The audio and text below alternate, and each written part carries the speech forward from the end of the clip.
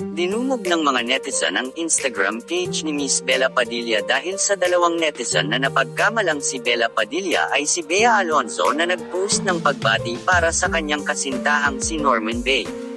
Ayon sa post ni Miss Bella Padilla, "To the person who supports my mission to finish Hogwarts Legacy on PlayStation and will happily take over the stages that are too scary for me, happy anniversary and I miss you." Habang inuulan magaganda at maiinit pagbati ang dalawang magkasintahan na nag-celebrate ng kanilang ika-4 na anibersaryo galing sa mga kaibigan at kinikilig na mga netizen ay dalawang netizen naman ang nag-comment na tila baga napagkamalang si Bea Alonzo ang huli.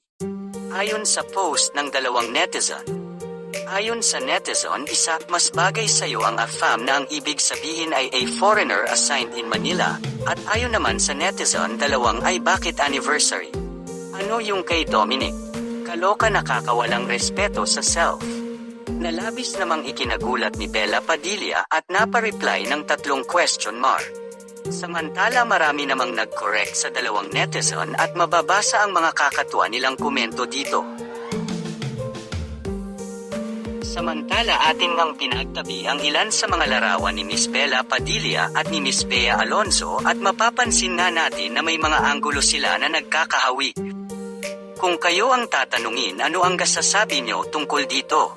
At sa ating kamarites na naging celebrity na din dahil sa kakatuwang pagkakamaling ito.